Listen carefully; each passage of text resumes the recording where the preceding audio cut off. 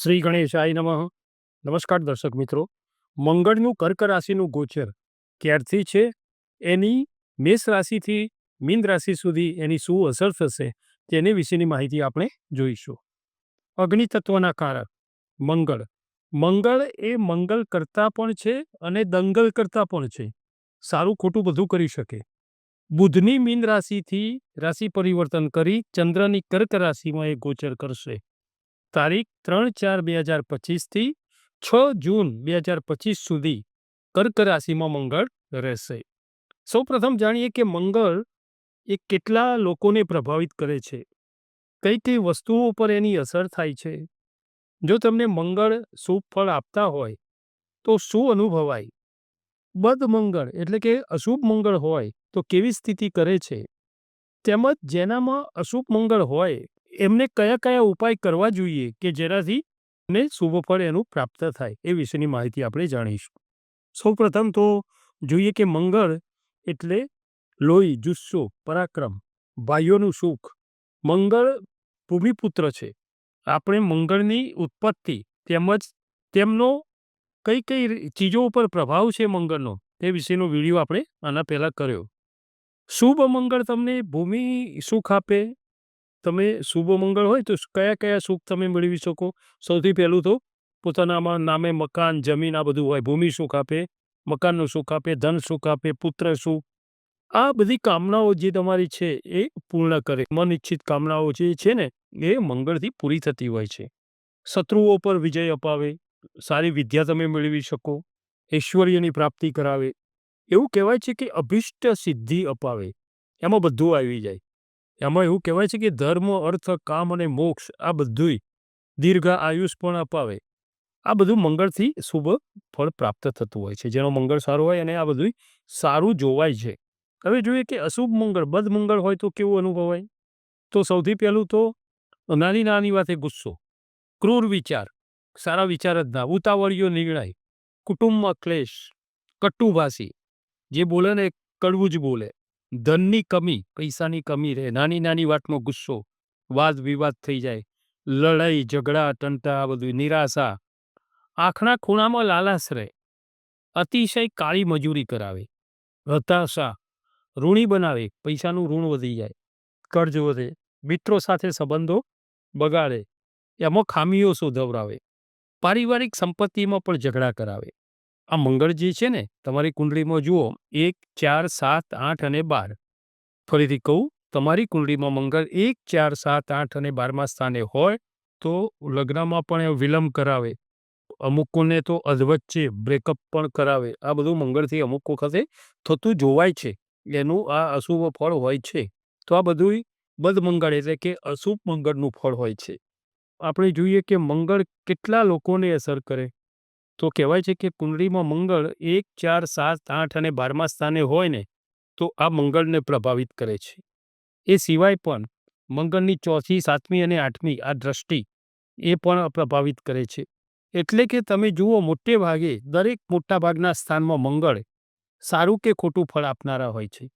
એટલે કહી શકાય કે 40 થી 42% લોકો મંગળથી પ્રભાવિત થતા હોય છે, બિલકુલ પ્રભાવિત થતા હોય છે. જેમાં શુભ અને અશુભ ફળ બંને ભોગવતા હોય છે. સારા મંગળથી તમને સારો મંગળ હોય ને કુંડળીમાં તો ખેલકૂદમાં તમે સ્પોર્ટ્સમાં આગળ વધી શકો, એમાં ઉત્તમ ધ્યેય પ્રાપ્ત કરી શકો. એક તમે સોલ્જર, સિપાહી તરીકે યોદ્ધા બનાવે. કેમ કે મંગળ એ લોહીના કારક છે ને એમનો પ્રિય કલર લાલ છે. બહાદુરી, પરાક્રમ એ મંગળથી જોવાય. બાહોશ એ મંગળથી જોવાય. હવે જો ખરાબ મંગળ હોય તો તેનો ઉપાય શું કરવા? પ્રથમ તો એવું કહેવાય છે કે મંગળ જે છે ને કોઈ પણને ખરાબ હોય તો હનુમાનજીને શરણે જવું. મંગલ કો જન્મે મંગલ હી કરતે.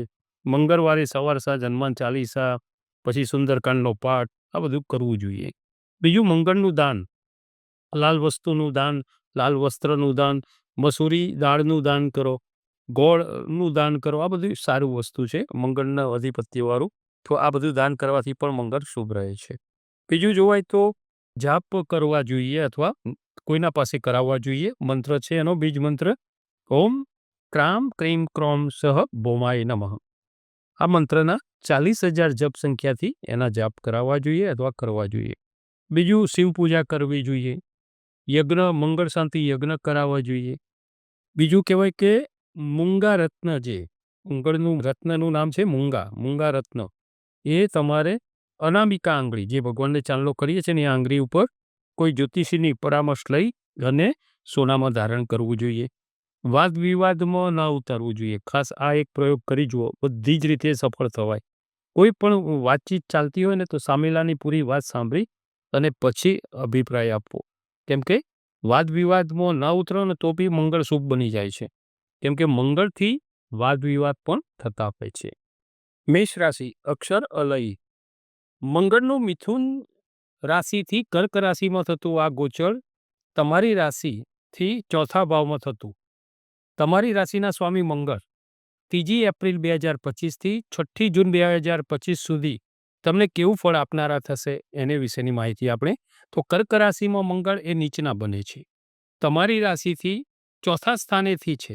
અહીં મંગળનું ચોથા સ્થાનેથી થતું ગોચર શુભ ફળ આપતું નથી. તમને કારણ વગરની દોડધામ કરાવે, ભાગદોડ થાય, આળસ રખાવે. કેમ કે મંગળ તો પરાક્રમના કારક મંગળ અહીંયા તમને આળસુ બનાવે. અહીં તમને તમારી રાશિના સ્વામી મંગળ તમારી મહેનતથી સારી નોકરી અપાવે. તમે જે મહેનત કરો ને એનું ફળ તો અપાવે. નોકરી સારી મળે, એમાંથી તમને સારું પદ પણ પ્રાપ્ત થાય, પ્રમોશન પણ મેળવી શકો. તમે વ્યવસાયમાં પણ એવું સારું ફળ મેળવી શકો. પણ અહીંયા પરાક્રમ તમારું ઓછું કરાવરાવે, અમુક વાર આળસ પણ ઊભી કરાવે. અહીં મંગળની ચોથી દ્રષ્ટિ તમારા કલત્ર સ્થાને 7મા સ્થાને રહેશે. અહીં પોતાના જીવનસાથી ઉપર એની અસર થશે, દાંપત્ય જીવન ઉપર. એટલે અહીંયા તમારે ખાસ વાદ વિવાદ ટાળવો, કારણ વગરની કોઈ ચર્ચામાં ન ઉતરવું. બીજું કે જેના લગ્ન બાકી હોય એમને માટે પણ અહીંયા થોડી વિલંબતા જોવાય. મંગળ જે છે ને, લગ્નમાં વિલંબતા કરાવતા હોય છે. અને મંગળથી અમુક વખતે બનેલું જે જોડું હોય એમાં અમુક વખતે જીવનસાથીથી બ્રેક પણ અપાવતા હોય છે. તો આ ખાસ જોવાનું. 7મી દ્રષ્ટિ તમારી રાશિથી 10મા સ્થાનેથી રહેશે.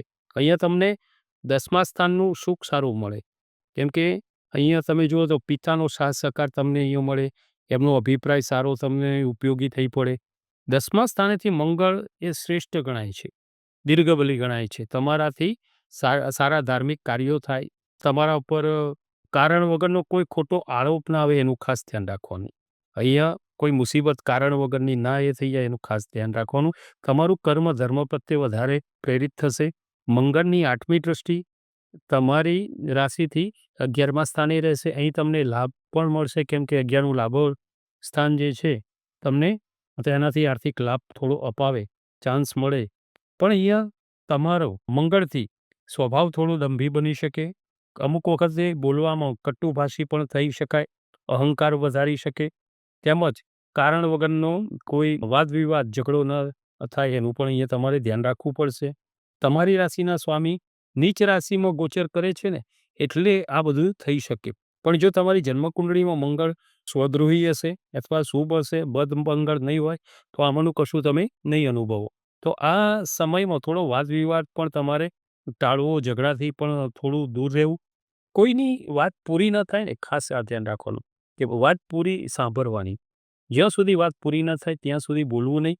સાંભળેલી વાત સમજી લેવી, વિચારી અને પછી યોગ્ય લાગે તો અભિપ્રાય આપવો. કેમ કે આપણે દરેક રાશિમાં, મેષ રાશિમાં કીધું છે કે તમારું વ્યક્તિત્વનો જે વિડીયો મૂક્યો છે એમાં પણ કીધેલું છે, અને દરેક વાતમાં કહીએ છીએ કે તમારી રાશિનો ગુણધર્મ એવો છે, આગેવાની લઈને કામ કરવાનો જે તમારો ગુણ છે.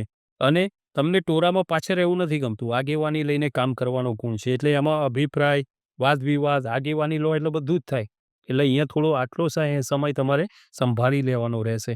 અહીંયા તમારે આ ગુણ થોડો તકલીફ અપાવી શકે. તમારે મંગળનું શુભ ફળ કરવું હોય ને, તો ઝઘડાઓથી દૂર રહેવું, વાદ વિવાદથી દૂર રહેવું.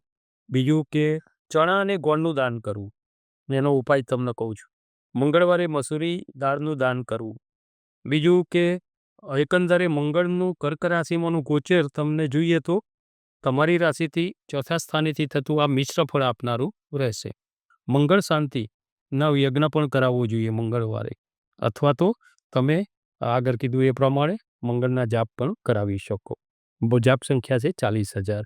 એનો મંત્ર છે ઓમ ક્રામ ક્રીમ ક્રોમ સહ ભૌમાય નમઃ. આ મંત્રનો જાપ તમારે જાતે કરો અથવા કોઈની પાસે કરાવી પણ શકો છો. તો આ હતું મંગળનું ગોચર જે મિથુન રાશિમાંથી કર્ક રાશિમાં થાય છે એ વિશેની માહિતી આપણે જાણી.